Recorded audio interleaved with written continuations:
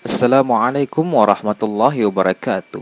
Samurah bin Jundub radhiyallahu anhu menceritakan bahwa apabila Nabi Muhammad SAW telah melaksanakan salat subuh, beliau menghadap ke arah kami seraya bersabda, "Siapa di antara kalian yang bermimpi tadi malam?" Jundub radhiyallahu anhu melanjutkan kisahnya, apabila ada seseorang di antara kita yang bermimpi, maka dia menceritakan mimpinya. Lalu Nabi Muhammad SAW berkata, "Sesuai kehendak Allah Subhanahu wa Ta'ala."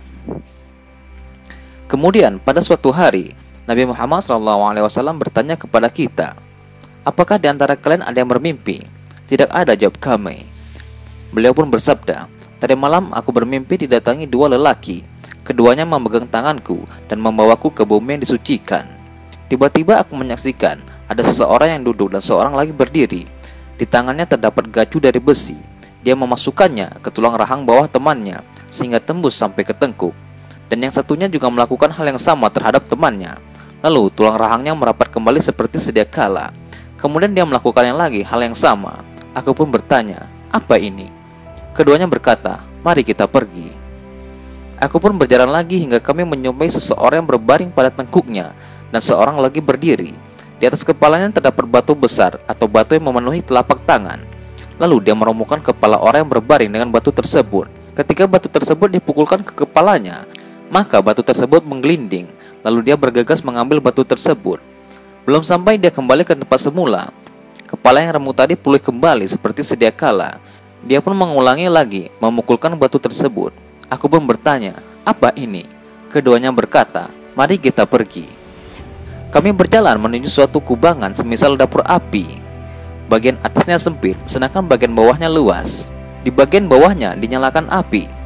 Ternyata di dalamnya terdapat laki-laki dan perempuan telanjang. Nyala api menghantam mereka dari bawah. Ketika api telah dekat dengan mereka, maka mereka naik sehingga hampir berhasil keluar. Ketika api padam, mereka kembali lagi. Aku bertanya, apa ini? Keduanya berkata, mari kita pergi. Kami melanjutkan perjalanan hingga kami menjumpai sungai darah yang di dalamnya terdapat seseorang yang berenang di tepi sungai tersebut. Ada seseorang yang di hadapannya terdapat bebatuan. Dia menghadap ke arah orang yang ada di dalam sungai. Apabila orang yang ada di dalam sungai hendak keluar dari sungai, maka dia melempari orang tersebut dengan batu tepat pada mulutnya. Lalu dia kembali ke tempat semula. Aku bertanya, apa ini?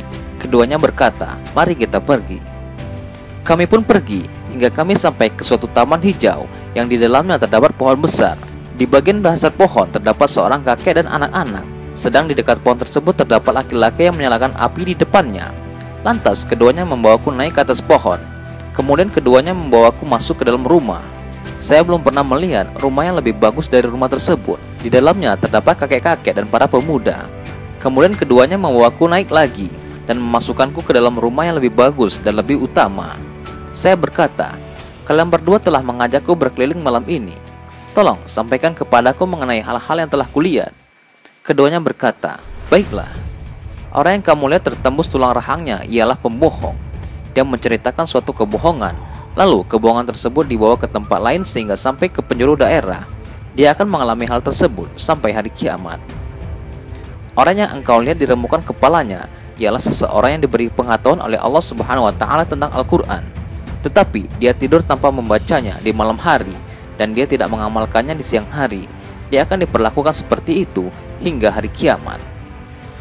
Orang yang engkau lihat di dalam kubangan, mereka adalah para pezina. Sedangkan orang yang engkau lihat di dalam sungai adalah pemakan riba. Seorang kakek yang berada di dasar pohon ialah Nabi Ibrahim dan anak-anaknya. Di sekelilingnya ialah anak-anak manusia. Sedangkan yang menyalakan api ialah malaikat Malik, penjaga neraka jahanam. Rumah pertama ialah rumah kaum mukmin secara umum. Sedangkan rumah ini ialah untuk orang-orang yang mati syahid. Saya adalah Jibril, sedangkan ini Mikail. Angkat kepalamu. Aku pun mendongakkan kepalaku. Tiba-tiba ada istana yang mirip gumpalan awan. Keduanya berkata, itulah tempatmu. Tinggalkanlah aku di sini, biar aku masuk ke tempatku, kataku. Dia berkata, umurmu masih tersisa, engkau belum menyempurnakannya. Kalau engkau telah menyempurnakannya, pastilah engkau dapat mendatangi tempatmu.